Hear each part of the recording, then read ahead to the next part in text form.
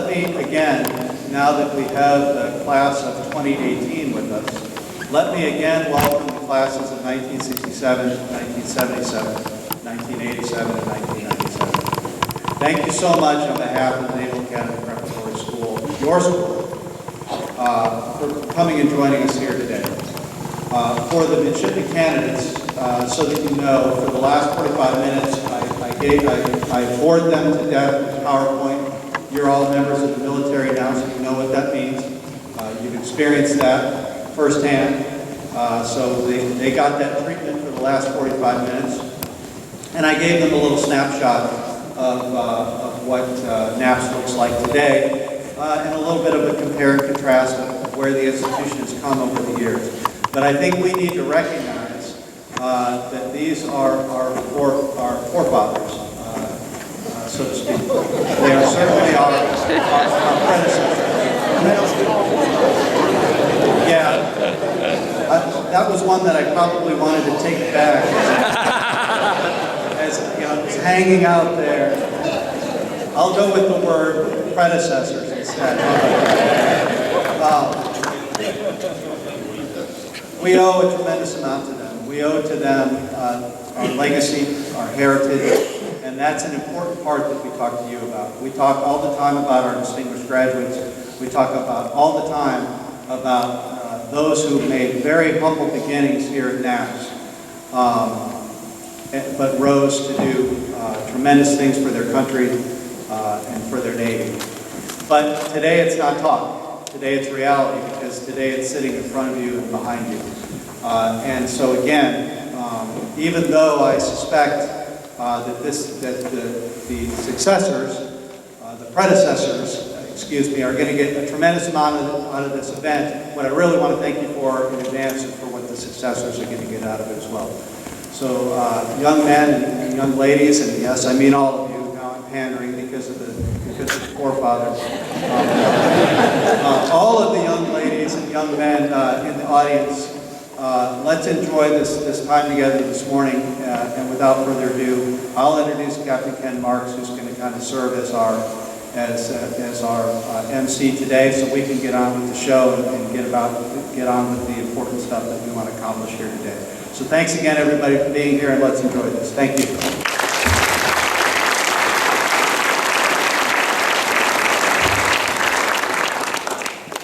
Rear Admiral Lane, Captain House, excuse me, Major Rankin, Master Chief Edney, Dean Crockett, Professor Arndt, Mr. Brian Rouse, Mr. Mark Donahue, faculty members, staff, and midshipmen and cadet candidates of the class of 2018. Thank you for such a warm welcome, Skipper, and thank you for allowing this day to happen. Before I go any further, I want to direct this to the class of 2018. Take a good look. This is what you're going to look like in 15 years.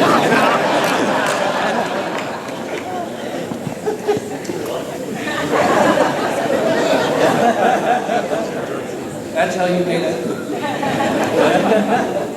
Anyway, the opportunity to return to NAPS and be with you and among you today means more to us than words can express, but we'll try. Yes, we've come to see old friends and swap sea stories, because that's what old salts do. But today's assembly is not about a bunch of aging grads. It's about you, the NAPS class of 2018, the future of the Navy, Marine Corps, and Coast Guard team. As strange as this may sound, we were young ones. We reported to NAPS with hopes, dreams, and apprehensions no different from yours. As the class of 1967 looks upon you this day, we see ourselves 50 years ago, and we wish we could do it all again.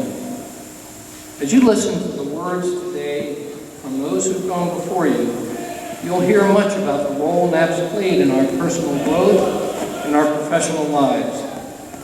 Listen carefully as common themes emerge: opportunity, education, teamwork, rewarding careers, and at the top of the list, lifelong friendships.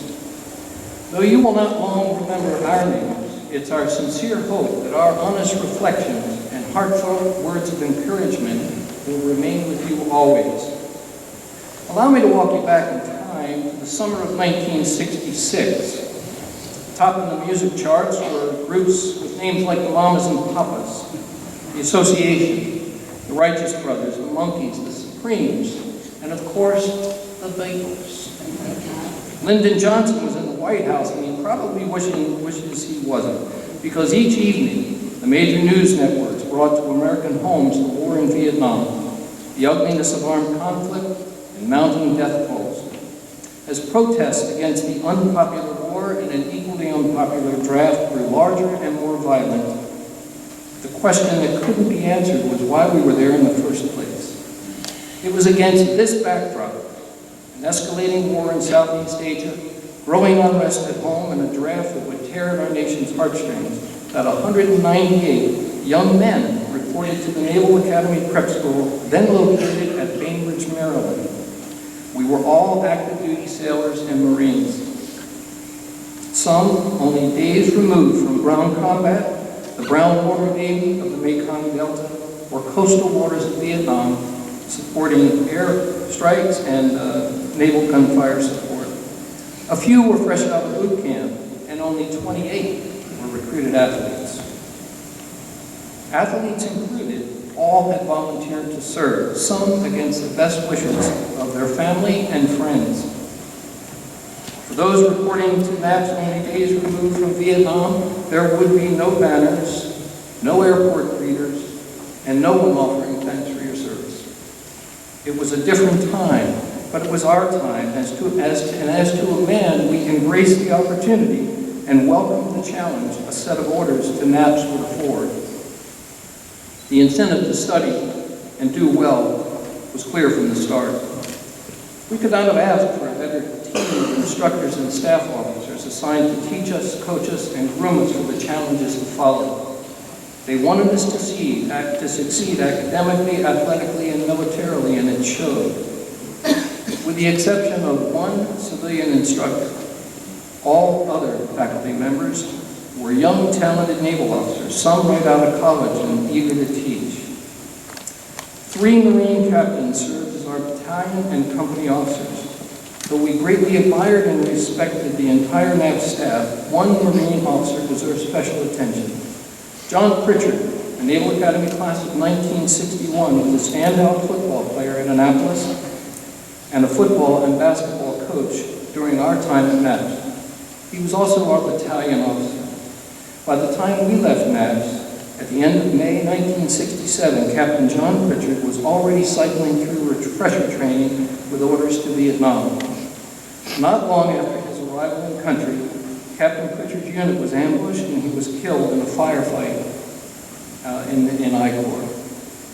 Posthumously awarded the Silver Star, the citation reads in part, "He died leading his men from the front." A plaque honoring his sacrifice stands beside an athletic field, so named here in his honor. We knew Captain Pritchard. He was a good man. He was a captain of the Marines. He walked among us and he died too soon. His loss remains with us still.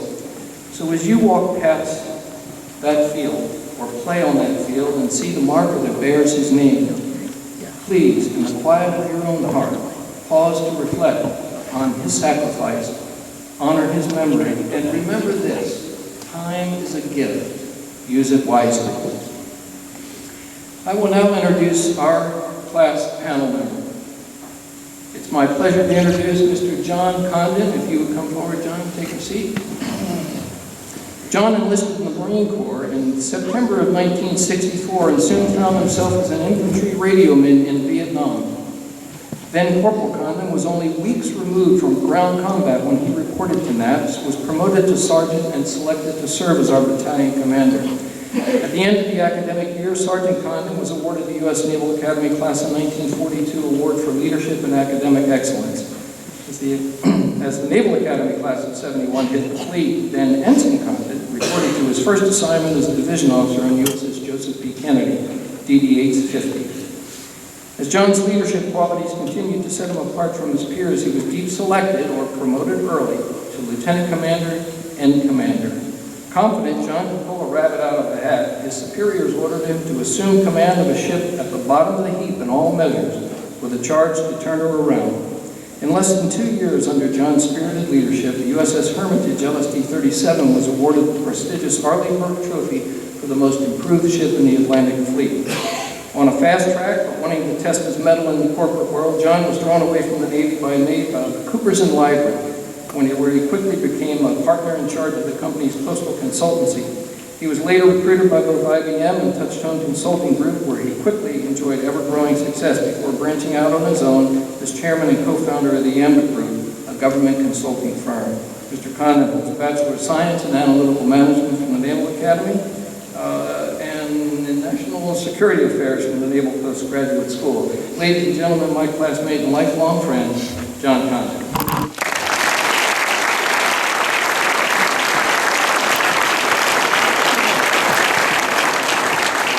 Class of 67 paper. Thank you, Dan. Before I get started, everybody, I'd like to offer some personal remarks. I want to offer my heartfelt thanks to the 4 NAPS reunion committees that have worked so closely together to make this multi-year gathering a reality, unprecedented. Moreover, this day would not have come to fruition without the sincere willingness, cooperation, and encouragement of the NAPS staff. Captain Howes, I just can't thank you enough, you and your entire staff. And class of 2018, thanks for helping us. When the committee approached me to represent the NAPS class of 67 as a panel member, I was asked to spend about 3 or 4 minutes telling the class of 2018 about my NAPS experience and its impact upon my personal life and my professional career. And that's not hard for me to do. And in years to come, it won't be hard for you either. But let me start from the beginning. It was, as you see, my good fortune to grow up in a place called Boston. Go Sox.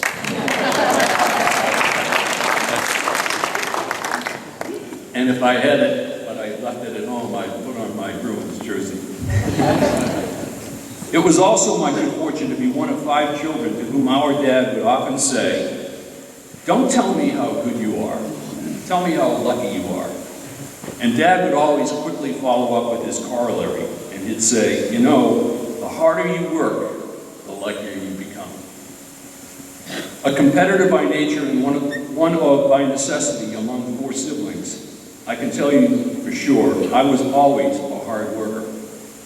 But hindsight tells me I wasn't always a smart worker.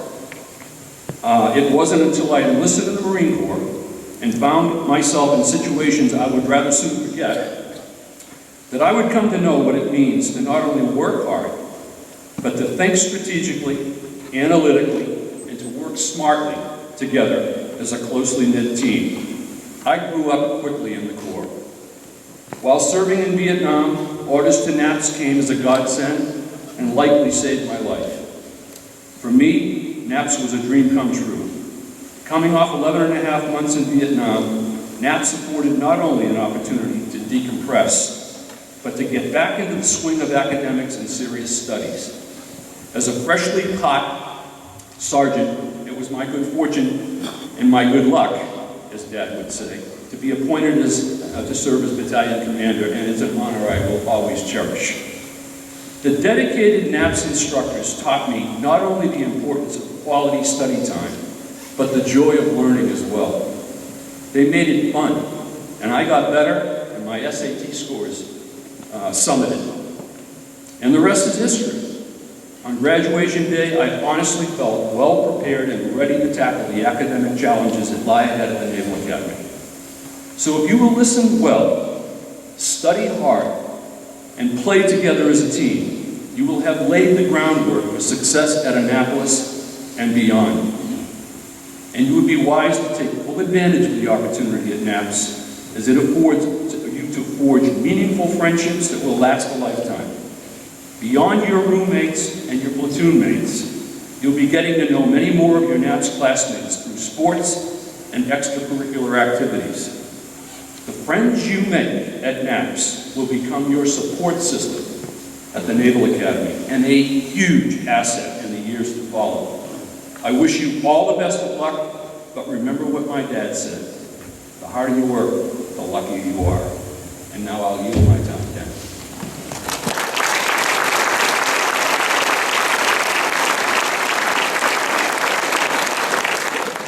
My pleasure to introduce the class lead from the class of NAP's class of 77, Captain Jaime Navarro.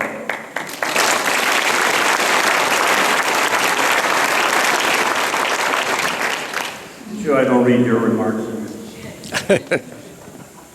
Thank you, Ken. On behalf of the class of 1977, I want to thank NAP staff and the student body here for this very unique opportunity.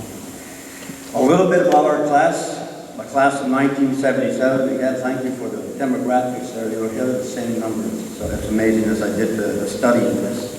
It represented 75% of our country's states and territories, because we also had folks from Guam and from Puerto Rico and from all over the place, and it was a lot of fun. 25% of our student body was prior enlisted, and those numbers almost reflect exactly what I saw earlier. Our parents represented the full spectrum of occupations, to include military, doctors, engineers, law enforcement, small business owners, construction workers, folks in the janitorial arena, academia, salesmen. I mean, we came from all sorts of good moms and dads. We bonded here at NAPS through the military and academic rigor, as you will, but we also bonded on the basketball court, on the football field, soccer field, lacrosse. Running on the streets, cross country, running on the streets of Newport, and yes, we bonded at many of the pubs out there in Newport. We came to a place where I recall some stories where someone from California was a big surfer, met somebody from New York, and said, "What do you do?" And he said, "I play lacrosse." And he says, "What's that?" There's a guy from Texas who was talking to a gentleman from Wisconsin, and he said, "What do you mean you didn't study Texas history up in Wisconsin?" And there's a kid from Chicago, won't say his name, but we'll remember it well, who talked to this guy from Guam and said, "Where's Guam?" So yeah, we learned a lot. We learned a lot. Today, I got here representing, we got the successful careers, military careers, include 3 admirals from our class, of many directors, executive directors in the top industries of our country, as well as CEOs and presidents of individual companies in various fields, and 1 Olympian. Today, 58 alumni are represented here, many with their spouses or best friends, and I extend their welcome here because I'm glad you came with them. This is important to us. We are a proud fraternity inside a fraternity, and that was something that was going, I think, last night. Someone put that in my ear and said, "That's who we are. We are a fraternity inside a fraternity." The camaraderie of 1977 has endured 40 years, and we look forward to meeting the alumni from all the other classes, present, and especially the candidates in the class of 2018. I'm now honored to introduce my good friend, Rear Admiral Dave Lane. Now, Dave has had an interesting, very distinguished, but very interesting and varied career. Originally from Orlando, Florida, he enlisted in the Navy in 1975. He has remained in continuous active duty to this day. He served, starting as a hospital foreman, naval flight officer, flying EH-6Gs, prowlers, family physician, a medical leader. Amazing career. Dave currently serves as the director of National Capital Region Medical Director after serving briefly as the director of Walter Reed National Medical Facility. Ladies and gentlemen, it's my honor to introduce Dave Lane.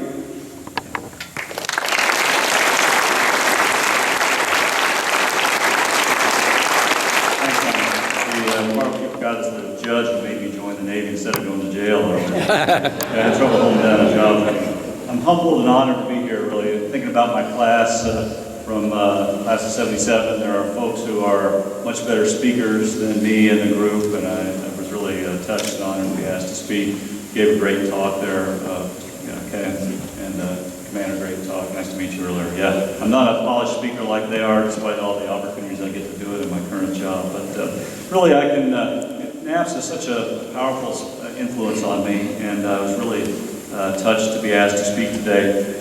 I really have two decisions that have been very influential in my life that I'll take credit for and be really proud of. The first was I had a scholarship at pharmacy school at the University of Florida. Went up there to visit in my May of my senior year of high school. We graduated in June back then. I realized during that campus visit that I wasn't quite ready for college. And so literally on the way back from Gainesville, Florida to Orlando, where I grew up, I stopped off at the Navy recruiter. And I remember saying to the Navy recruiter, I want to join the Navy for the shortest amount of time to get the maximum amount of GI Bill benefits. And next month, that'll be 43 years. So I give myself credit for recognizing that I wasn't quite ready for college. Then I joined the Navy, and it was just been really a match and a marriage made in heaven. And literally, starting a Navy boot camp, I realized that it was a good organization for me. And then I met a career counselor, Hospital Corpsman Chief Joseph Montoya, who was sitting down talking with him, and I said, he said, what do you want to do? And I said, well, I think I want to be a doctor or a nurse. And he, well, how much college do you have, Lane? And he said, none. And he said, well, don't you think you ought to think about some kind of college first? And so we started looking around for programs, and found out that I was young enough, single enough, and my SAT scores were kind of in the ballpark for the Naval Academy. You ever think about the Naval Academy? And I hadn't at that time, and so we applied to the Naval Academy and wound up at NAPS. And so that was the second big decision that I give myself credit for, was deciding to come to NAPS.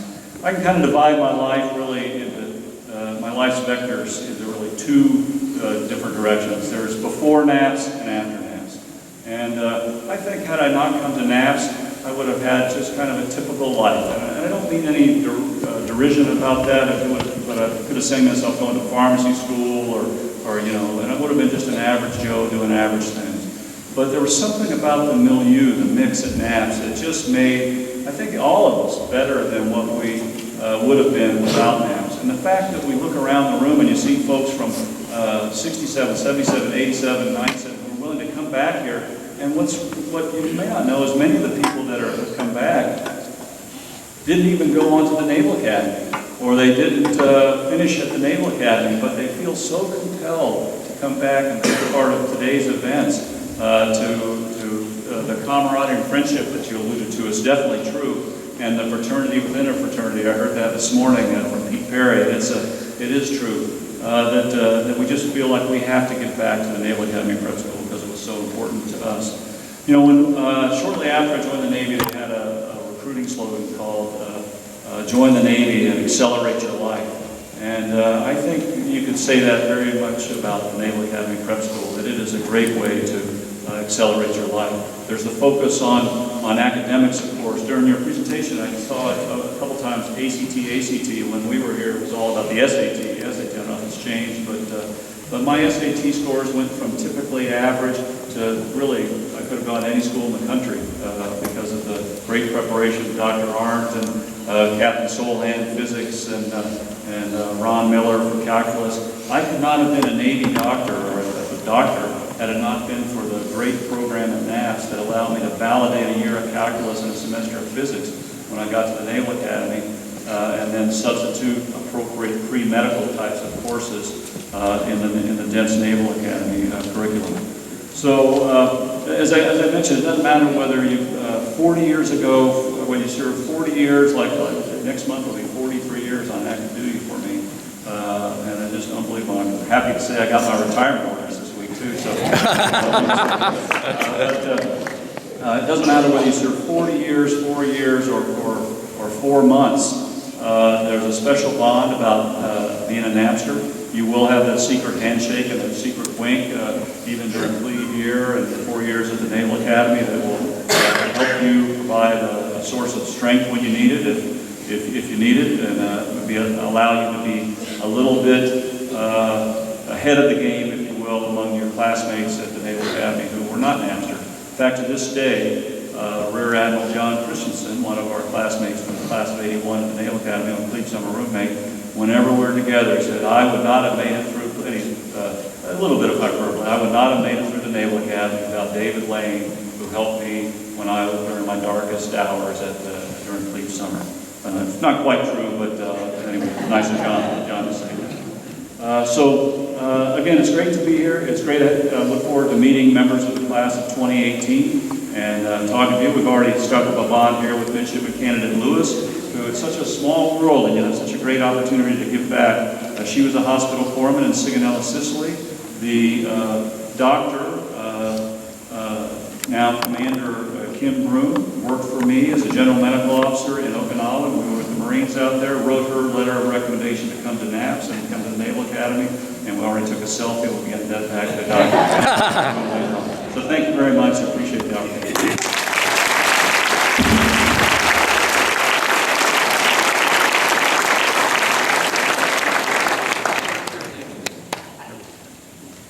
Following the script, it's now my pleasure to introduce James Houston. He's from class of 87.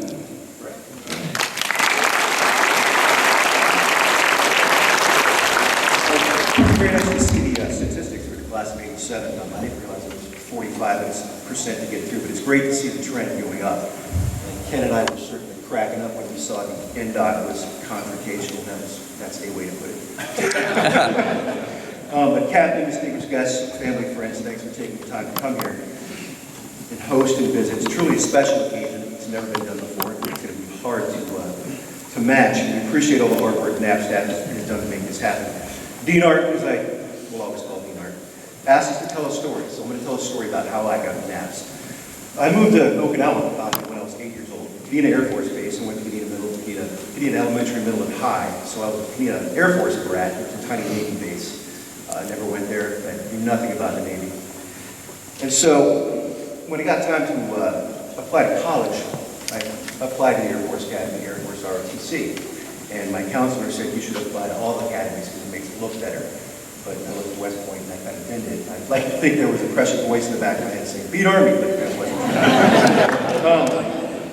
And I was ahead my senior year. I didn't take math and science because I was a year ahead. So the academy didn't look good at that. They gave me an Air Force ROTC scholarship to Arizona State, full ride. And I was pretty happy on that. I had classes set up. I was working on a beach. And you guys might not know this, but back in '86, there was no internet. And snail mail was just snail mail. So I got a letter, 7,500 miles later, this snail showed up with a letter. And it said there's a place called NAPS and a place called Newport. And if you go there and graduate, you can go to the Naval Academy. And I had 3 days to decide.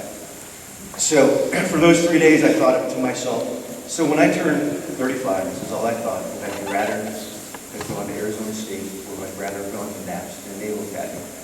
So I came here. I was 17 years old, my mother signed me over to the Navy. I moved to Newport, I started NAPS, and I absolutely got crushed. I remember the first time we got grades, I failed everything. Tests, quizzes, papers, just bad grades all across the board. And I thought I was smart. So I went and tried to figure out the root cause of why did I fail everything. And I realized that I didn't know how to study. So I learned how to study. I learned how to study fast. And I spent hours and hours studying every day. And you guys probably have realized this has many people that have gone to NAPS in this room that you've got to figure out how to study. And you have to figure out how to study fast and study hard. But if you look back on it, all the choices that we've made in this room, including my choice in those long 3 days that I had, what do? It was one of the best life choices I've ever made. And I think everyone in here will agree. I thought then, I thought at 35, which I am older than 35. I think now, and I'll think for the rest of my life, that was one of the best choices I ever made. And I hope you guys will realize that, because in the years to come, you'll realize the same thing. So, most people that leave NAPS, willingly or not, and the academy, willingly or not, is because academics, and I can't stress that enough. But we figured it out, and you will too. Learn how to study here, carry that through the academy, carry it through life.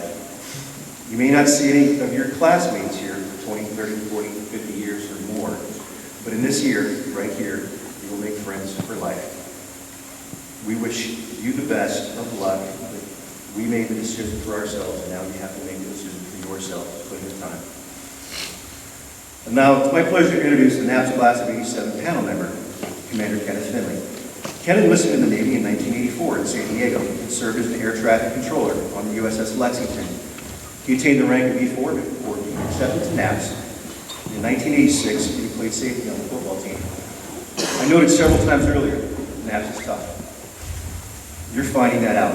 In a game that several of us in this room also played in, Ken broke his neck, and he finished the game. Ken had to wear a full halo device for 3 months and neck braces for 3 more. I can't imagine the strength and perseverance it took to not only meet the challenge of NAPS, but to overcome a broken neck and graduate from NAPS as Honor Battalion Commander. Ken finished NAPS, finished the Naval Academy as powerlifting team captain, and was commissioned as a Flight Corps in 1991. Following an extremely successful career, including assignment as Chief of Acquisition and Resource Management for the National Security Council at the White House, Ken retired having been awarded the Defense Superior Service Medal. He's currently a consultant for Ernst & Young. It's truly my honor to have him represent the class of 1987 as our panel member.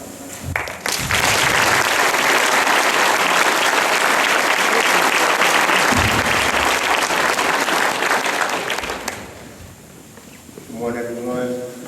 Captain, thanks for having us. Dean Art, I don't know if you remember me, but I definitely remember you, sir. It's truly an honor to be here today. Jim, thank you for that warm introduction. This process that brought you here is very tough. And the process you're embarking upon now is even tougher. And he mentioned about breaking my neck, so I'll talk a little bit about that. But in this process, you're going to be faced with challenges, uncertainty, and doubt. It will all creep in at some point, no matter how smart you are, how smart you think you are. But when I broke my neck, but I didn't break my spirit, right? And I didn't break my brain. Some people may debate that. But I had to believe in myself, just like all of you are going to go through things here.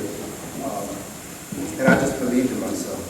Henry Ford once said, and some of you may feel this quote in, whether you think you can, or whether you think you can't, whether you think you can't, you're probably right. So what do you believe about yourself? What's inside of you? What's driving you? Another thing that helped me get through breaking my neck and academics and things like that, and coming back playing baseball, was I made a commitment to myself. All right?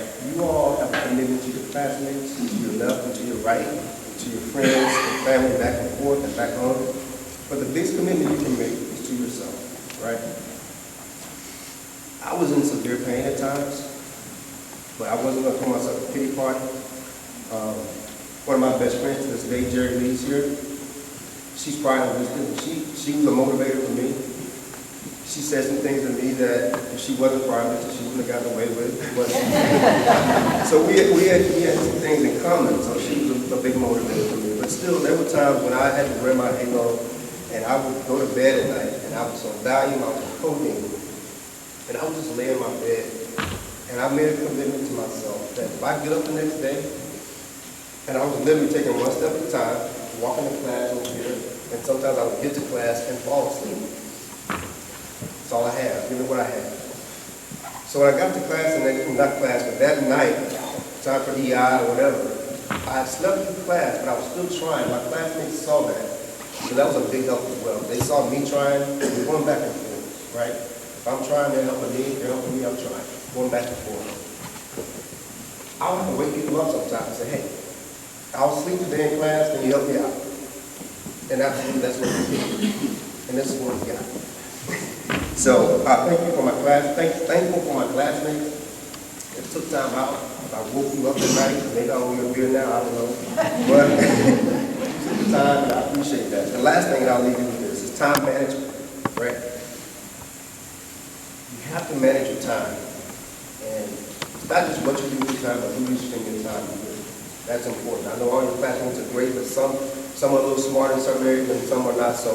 So you don't want to study with people that don't really know trig and can't spell or SAT. Don't study with them. Get somebody else. So we all have strengths and weaknesses. And when I got to the academy, I had problems with swimming.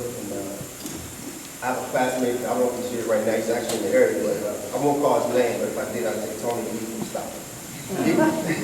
Tony was a good swimmer, and I was a decent baseball player. And I couldn't swim, and Tony couldn't hit a baseball.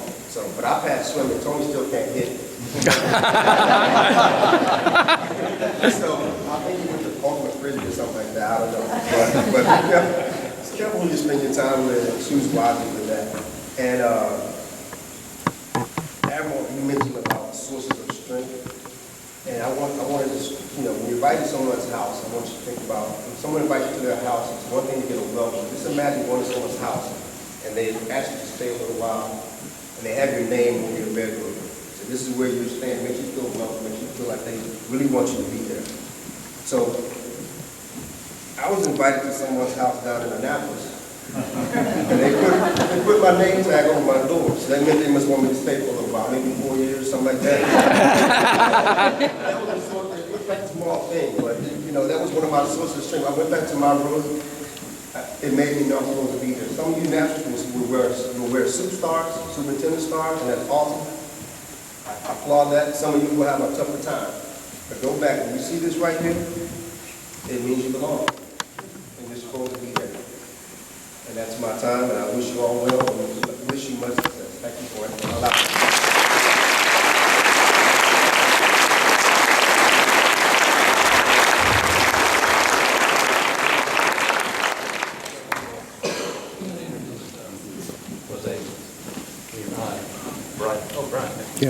I'd like to introduce 1997 Rep, Commander Brian Ross.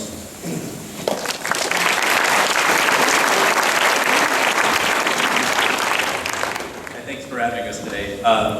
Captain Howes, Major Rankin, thanks again for having us. I appreciate the presentation you gave earlier. So I am actually stationed here on base, and I frequently look over here, and it sometimes makes me sad to see Nimitz Hall gone, or the old Nimitz Field turfed over, just because it reminds me how much has changed over the 20 years and how quickly that time goes. But it also makes me happy because I know that those improvements keep us up with the changing times and prepares our students better for the world that they're about to enter as they get to the academy and then enter the fleet. I'd like to echo the thanks that the previous classes have given to the staff here for having us. And I'd like to thank the classes of 67, 77, and 87 for their initiative and everything, putting this together and inviting us. So there's 3 of us here today from the class of 97. That is no indication on the attrition chart that was shown. Many of us are still on active duty. But I'm hopeful that we can continue to build on this tradition, and in the future years we can put together a better representation of our class. To Sunny, I know it doesn't take a whole lot to get somebody out of New Jersey, but thank you for coming and spending some time today to talk to us. And to Jose, I want to thank you for your hard work and putting our small part together for this. It means a lot too. I kind of want to just take a couple of minutes to set the scene for what things were like as the class of 97 was entering NAPS. Sadly, the music that was topping the charts is not as good as the class of 67 and experiencing. We had songs like the Macarena, and we had artists like the Spice Girls and Backstreet Boys. The movies were a little bit better. We had Titanic, Sling Blade, Austin Powers, and The Fifth Element, and George Lucas ruined everything with the special edition releases of the original Star Wars trilogy. In other news, there were a number of noteworthy, newsworthy and pop culture events that were going on at the time. President Bill Clinton just won his 2nd term. Fox News made its debut. Wayne Gretzky and Michael Jordan were still playing. Derek Jeter was a rookie. The Olympics were being played in Atlanta, and George R.R. Martin published a book you might have heard of called Game of Thrones. Osama bin Laden issued a message entitled The Declaration of War Against the Americans Occupying the Land of 2 Holy Places, and we'll come back to this later. Tupac Shakur was killed. The comet Haley Perihelion made its pass. IBM's Deep Blue computer beats Gary Yuri Kasparov in chess. Major League Baseball started interleague play. And then later that summer, the UK returned Hong Kong back to the People's Republic of China. So some major events and some not major, but put it in context. As our class arrived in Newport in July of 1996, many of us were confronted with the same emotions that a lot of the class of 2018 has experienced recently. For most of us, it was our first time away from home, and going through Indoc was a pretty big shock. It was like being dropped off into the deep end and told how to swim. I'm sorry, being told to swim, not being told how. Most of us didn't know anybody, but a handful of us were prior enlisted, and we drew a little bit of strength from that, and people were helping each other out. We weren't able to text our families or anything like that. We had 3 payphones in the basement of the old Emmets home. As the academic year began, we were presented with another big challenge, and like most of you, most of us were able to do pretty well in high school without really trying very hard. And the reality of everything kind of came to a screeching halt there later. But NAPS, it's a good education. I think that a lot of what I'm going to say is now going to be kind of a repeat of the same themes that the previous classes have mentioned. It prepares you well for what you're about to experience. So take advantage of the education that you're getting here. Study hard, and know that you wouldn't be here if you weren't able to do it. And it's now up to you to make that potential a reality. One of my most vibrant memories, and anybody in my class will know, and anybody in several classes around me will probably also remember, was when Dean Arndt stood on his chair and yelled at the top of his lungs, "Hippopotamus!" And we were like, what is going on with this crazy man? And his point being that learning is about putting things into context, right? And to this day, I remember that ridiculous thing because it was so ridiculous, and there's a connection made there. And his point being, if you aren't getting that connection in class, study in a way that makes that connection for you. Associate what you're learning with something else so that it sticks. It was a lesson that stuck with me, and it actually helped out a lot with as I made my way through flight school. Still, our class's biggest challenge came not when we were at NAPS, but after we graduated from the service academies. Remember earlier when I mentioned Osama bin Laden's declaration of war? That was nothing more than a little red news blurb that day. And I'm sure that nobody in my class knew who Osama bin Laden was in 1996. But I can assure you in 2001, when we all graduated, we knew exactly who he was. It was the defining moment of our class. A recently inaugurated President George W. Bush spoke at our graduation. And he, as he commissioned us in the Navy Marine Corps, he spoke of how we would be entering a world, keep in mind this is May, that was safer and more peaceful than it had been before. And a little more than 4 months later, that vision was completely shattered. Prophetically, he also spoke about how years later, 15 years later, a different president may be standing there talking about a world where Aegis ships guard entire continents from ballistic missiles. So my point here is, pay attention to the news stories you're reading today. It's no telling how much life will change between now and the time that you get your commission.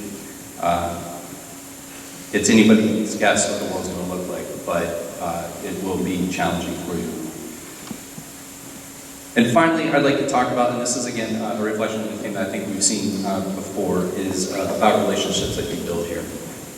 It's hard to explain the long-lasting bonds that are formed here at NAPS, but those of us that have experienced it know, and you've heard this a couple of times today. And while they're formed here, they're strengthened over the course of the years.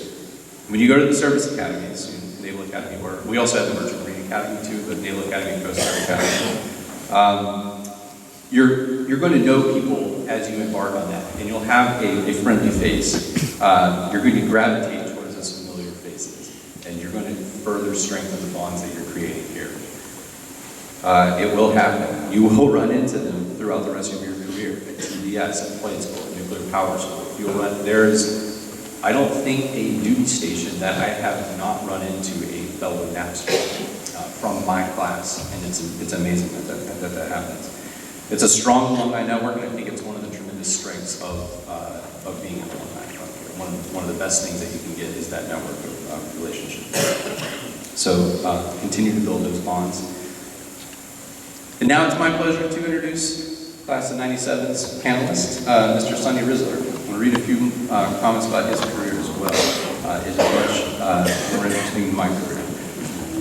Sonny Risler graduated NAPS in 1997 after serving in the Marines since 1994.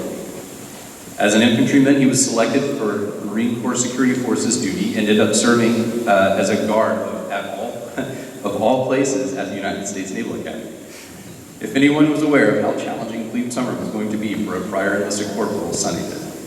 However, he did not realize just how tough NDOC would be at the company 1-1 at NAPS, the last true NDOC.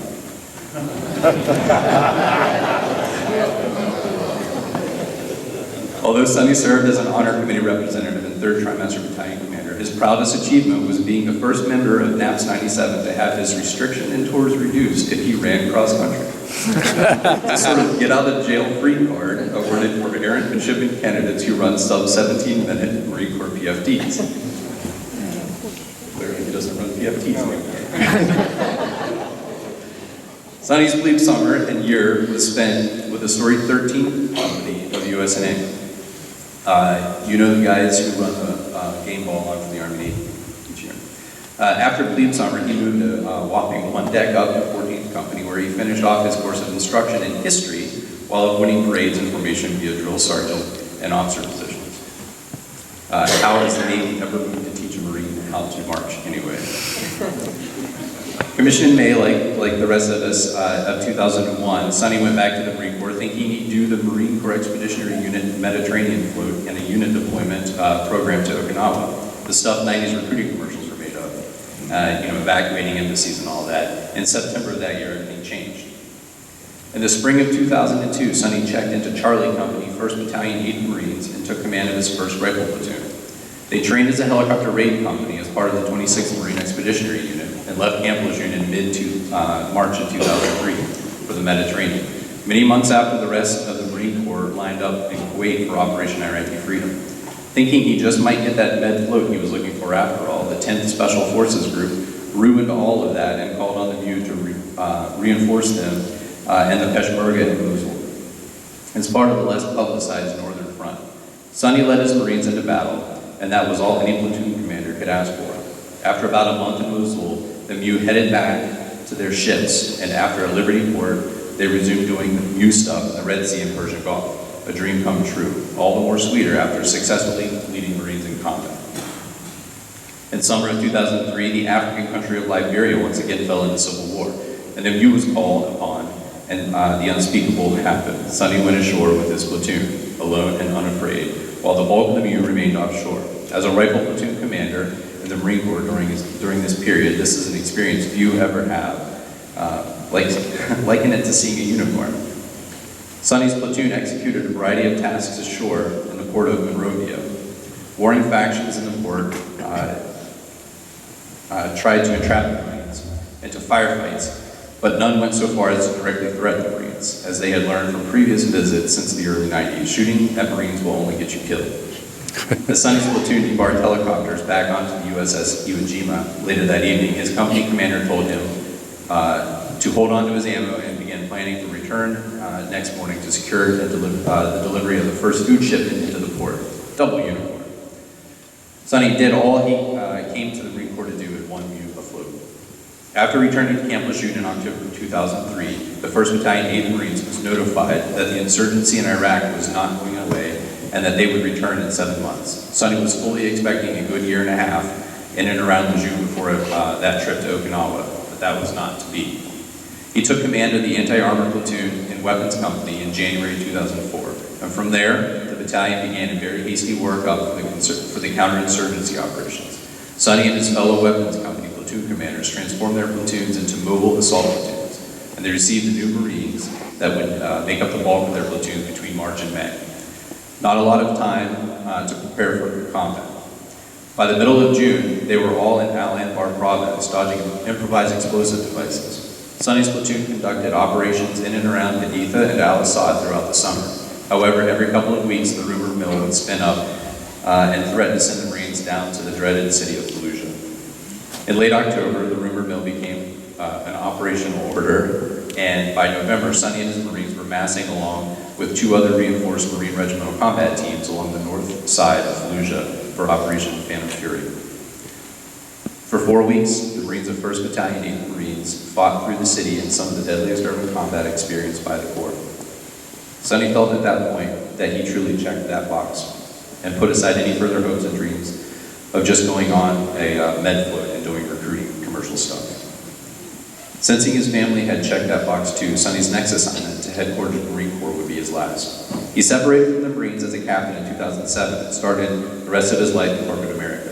Sonny is the Director of Operations at Kinder Morgan, Incorporated's Terminals Business Unit in the Northeast region of the United States.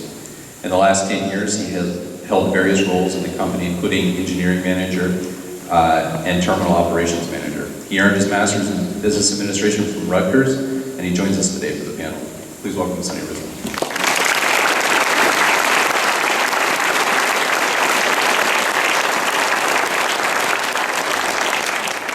This is my wife's worst nightmare. Me speaking in front of a bunch of young folks with unprepared notes. We were under the impression that I was just going to sit up here and answer some questions and realize that I actually speak to you guys after my intro. So I'll make it quick. That's the only positive. So as a point of order, are there any other 97 guys out there? I just want to make sure if there are any, because I thought Chris Hill. No? Okay, good. Just want to make sure. So there is only 3 of us, and so it's kind of representative of the fact that I'm not ready to give remarks. The last time I was here, I don't even have a pen in my pocket to scribble something down while I was sitting there through the other classes on the bar tab at 77 and 87 and stuff. But last time I was here, I was actually up there on the stage giving a graduation speech as the 3rd trimester battalion commander. I remember thinking I was cruising in the 3rd trimester, and all of a sudden Major McDonough says, "Some James Rupert and 5 young American." I'm like, how did I get the battalion? I was walking tours. I don't get it. So I ended up there doing that, and that was the last time I was here. I come here often because the 9 months I spent at NAPS were the best of my military career. I mean, I just had a great time here. I hated it the entire time. I'm telling you, look back. When you look back, where else can you spend 9 months in Newport, at least at that age, on the government's dime and having a time? So you guys really, it's an experience. But more importantly, I mean, these cats, we met up last night. It's something else to the network you built here. I mean, I won't say I'm not close with all my Naval Academy graduate friends, but the ones that went to NAPS, I definitely keep in touch with. We fought together overseas. I keep in touch with them today in the business world, whatever the case may be. But you know, there's something that our captain at the time, the CEO of NAPS said we were going through training here. He called it a NAPS nudge. He wasn't a NAPSer either, sir. And but he said, I saw this in Fleet Summer. All the NAPSers had this nudge they would do. You're not allowed to talk to anyone during Fleet Summer. You just run around yelling, "Go Navy, beat Army." But this little nudge they would do to each other as they were passing each other in the hall, and just a source of strength and you know, camaraderie. You know, we've been there. We know what to expect, and we're going to do this together. So it's a great network to go on with. So, guys, just I would say study hard, stay out of trouble, and enjoy this, because you'll look back one day like we all have, and you'll miss it. But it's going to help you out for the rest of your life. There won't a day go by you don't think about it. So that's all I have. I know we got to get going.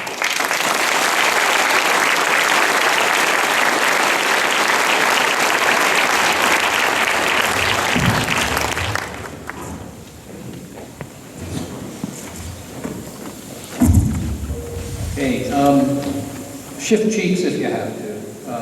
It's been a while. But we do have an opportunity now to open this up to a question and answer period.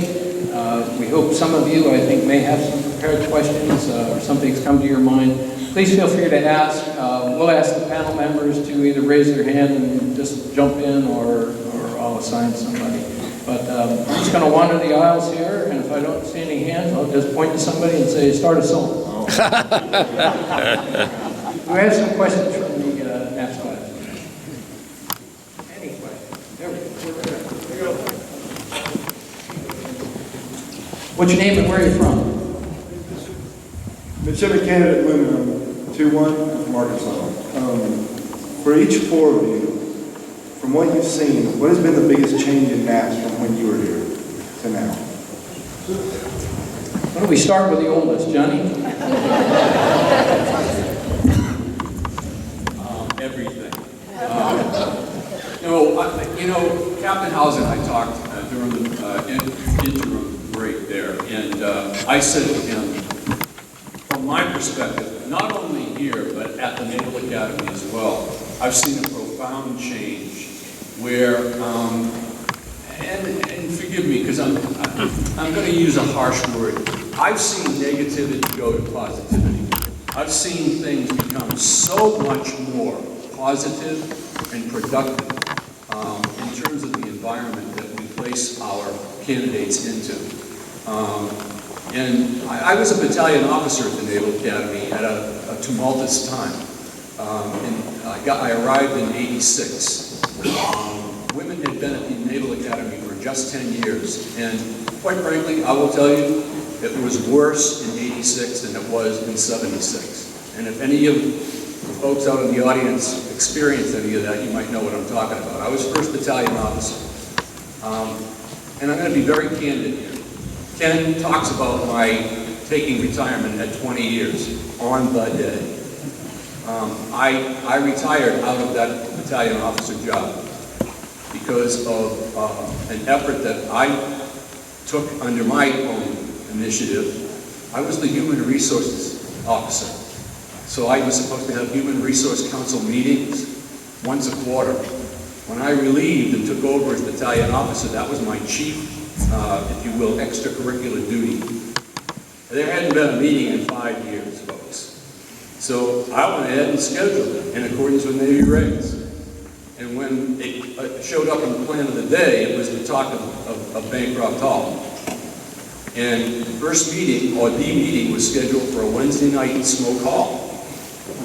For the candidates here, smoke hall is a big, open kind of auditorium, not as big as this, maybe half as big, just outside the mess hall. The only attendees were women, and it was every woman in the brigade. They were out in the hallways. So I quickly announced that we're going to cancel tonight's meeting, and tomorrow night we'll start with my battalion, 1st Battalion. We're going to America. And it was full house the next night. And I had brought my admin assistant, civil servant, Sonia, to take notes. She had volunteered. And I'm so glad I did that. I had those notes completed that evening at home. And the next morning I showed up on the doorstep of a not-to-be-named deputy commandant of midshipmen and handed him the notes. And he then proceeded to look at me and say, shh. And he didn't allow me to have any more meetings. And I submitted my resignation. This was a Friday. I submitted my resignation on Monday morning the following week, and I retired that Friday, 1 week later. And I never looked back.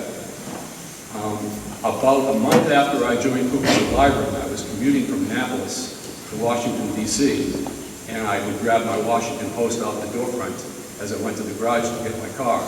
And then when I arrived at New Carrollton and got on the Metro, I'd open up my paper. And this is about a month after I retired. I looked at the front page of the Washington Post, and on the bottom of the front page it said, female police handcuffed to male urinal, and the rest is history. They fired the commandant, they cleaned house. And I never looked back.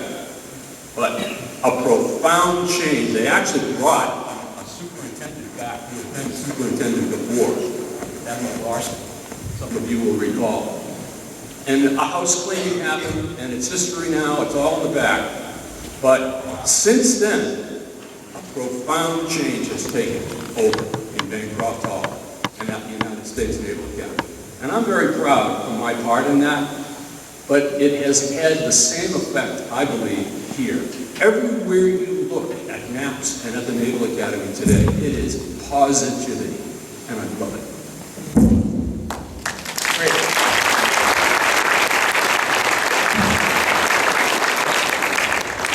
Was that the short answer? Yeah. By the way, I wasn't going to do that, but I felt I really needed to because of the question. Thank you, sir, for that question.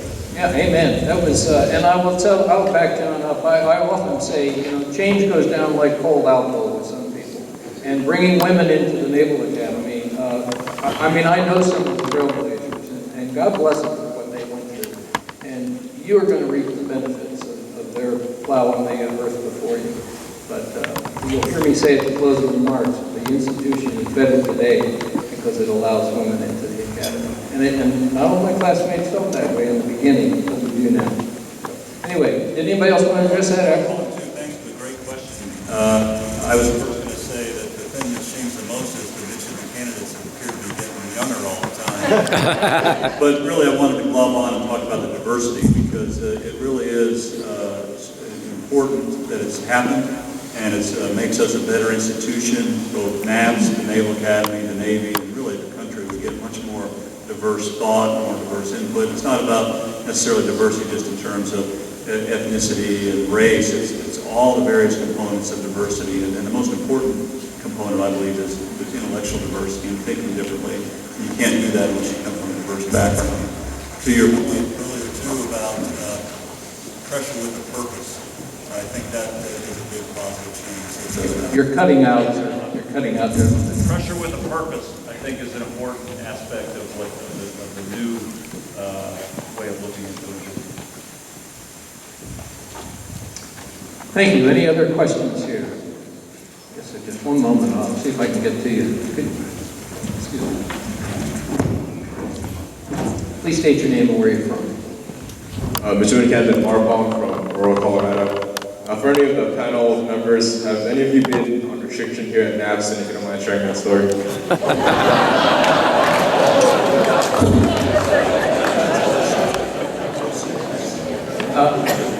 I think the question was, did any of you do any restriction time while you were here at NAVS?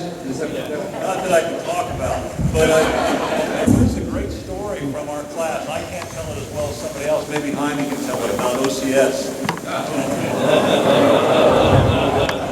It wasn't me.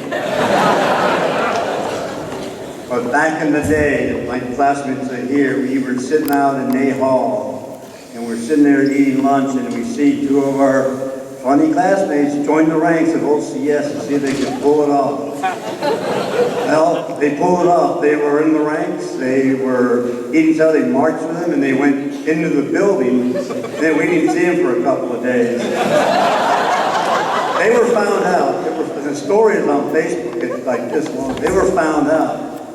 The lieutenant over here talked to one of our lieutenants here and said, this is pretty bad, and he said, oh, you can keep them for the weekend. And they knew they weren't OCS folks, but they were, they had a good time over there until they turned them back to us. It was an interesting story.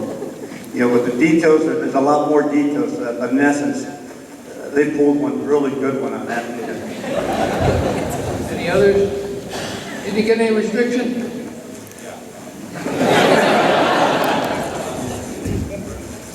Hear me or no? Okay.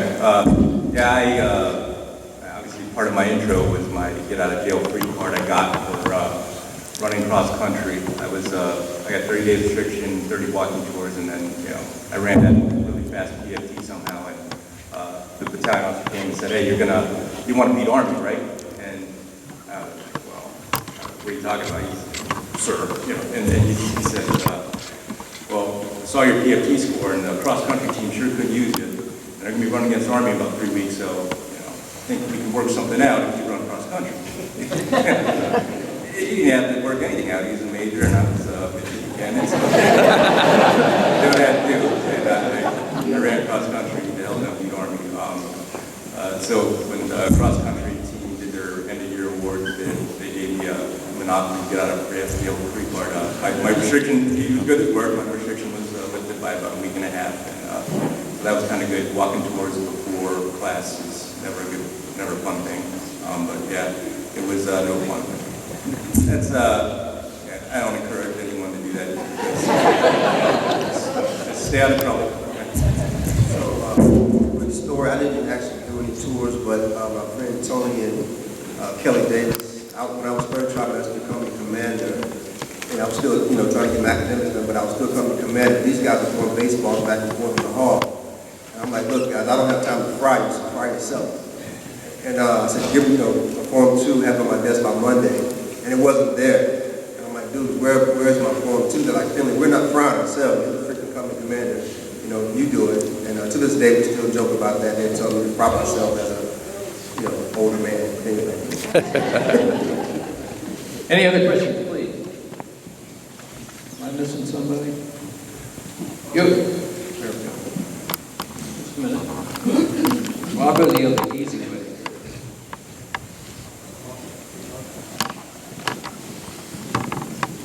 Your name and where you're from, please. Midshipman Cannon West. I'm from Piedmont, South Dakota.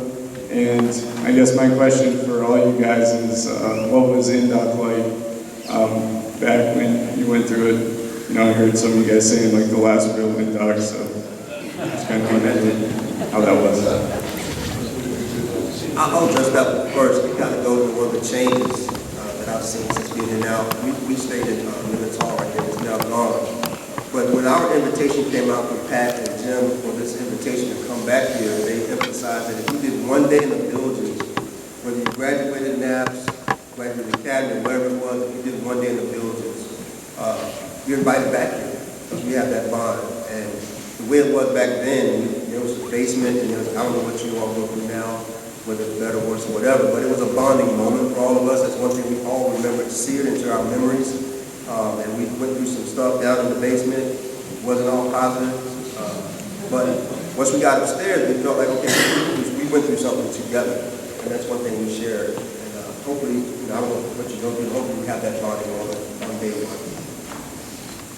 I think I told you, at our class, we didn't have an intern, but we were all enlisted.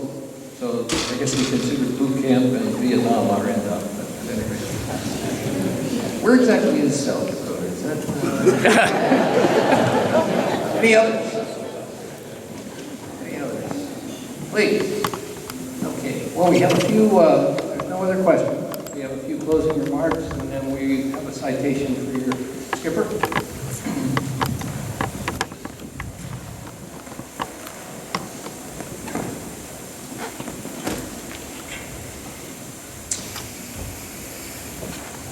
More formal now. There's not one among the old MAPS grads here today who isn't looking at you and seeing himself or herself many years ago and wondering where the time went.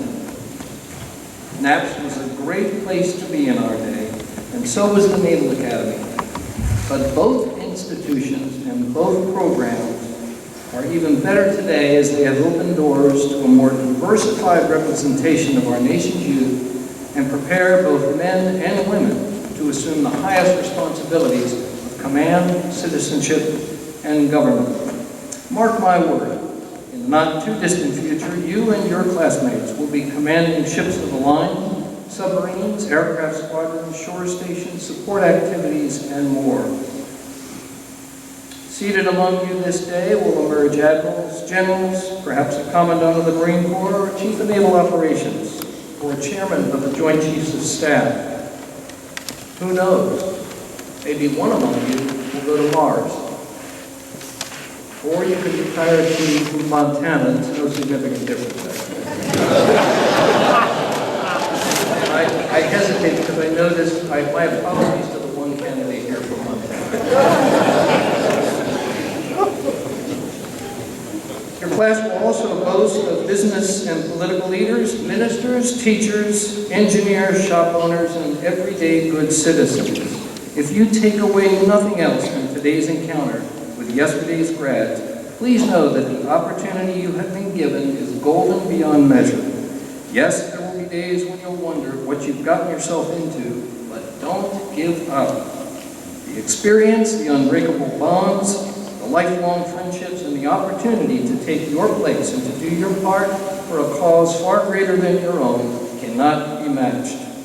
Believe me, when you return to your hometown for a high school reunion as an officer of the Navy, Marine Corps, or Coast Guard, your old friends will not be able to relate to the places you will have been, the world-shaping events of which you will have been a part, or the responsibilities that are yours as a young officer. You will see it in their eyes as they look upon you with a measure of respect and wonder. It falls to every generation to select from among its best those who will lead, and that is why you have been chosen. By your academic standings, athletic and artistic achievements, and records of class and community involvement, it has been determined that you have what your country is looking for in the way of fresh leadership, critical and creative thinking. And in the not-too-distant future, you and your classmates will be the heart and soul of the Navy, Marine Corps, and Coast Guard team. I said at the start, we were young ones, newly reported Napsters with our lives ahead of us. But our time has passed. We're yesterday's news. It's your turn now, so reach for the stars. God bless you. Godspeed.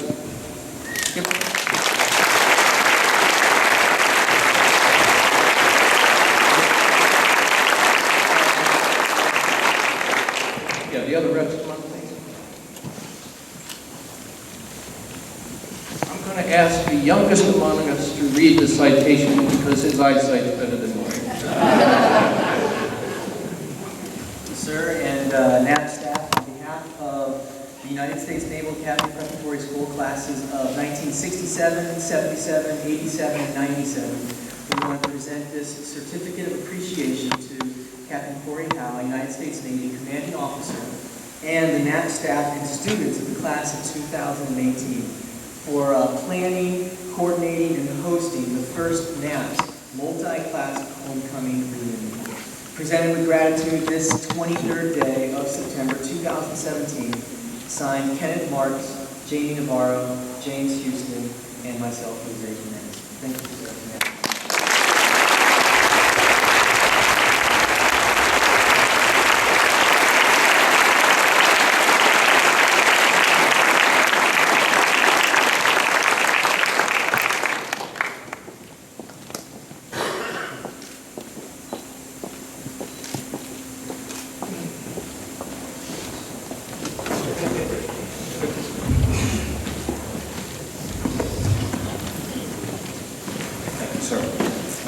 Can we do one more round of applause for all of our speakers?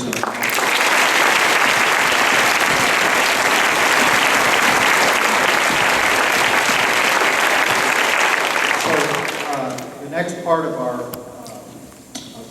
program here will be, turning the chairs around, and it's really touching to me that the alumni here and the class of 18 are roughly the same numbers. And so we're going to give an opportunity for some more interpersonal interaction, which I think will be extremely valuable. And also, as I talked about beforehand, the alumni can become drags, and the shipping candidates will be hosts to take you and show you what NAPS of 2018 looks like in our facilities and where we do business. I'd like to finish, before we do that, with just a personal remark, which is this. I did something a couple of weeks ago that I haven't done since I left the Academy, and that is I actually wrote into Shipmate. And for the shipping candidates who aren't familiar with Shipmate Connect yet, that's the Academy's alumni magazine. And in my letter to my class rep in Shipmate, I started with an apology. I said, I'm sorry, I'm guilty of not writing and updating and providing any news for 24 years. I said, but I finally did something that I thought was worth writing about. I said, this summer I took command of NAPS. And so the next thing I did in that was I reminded my classmates from the Academy class of 1993, who would be NAPS 89, that their own reunion was coming up in the not-too-distant future, and I hoped to help them host a reunion up here in Newport. And I'm also working on the class of 88 as well. So what I want to close by just telling the alumni Thank you again for doing this, and not just for doing it, but how you did it. It's one thing for alumni to get together and renew acquaintances and tell stories and have a few drinks, and we all love to do that. But to include this forum as part of it, to come here and give back, and show that you're still invested, and show that you still care about the next generation, and you still want to be part of shaping the next generation, is extremely valuable to us. So thank you for that. And on that thought, and with no further ado, Captain Marks, I suggest we continue on with the next part. Thank you.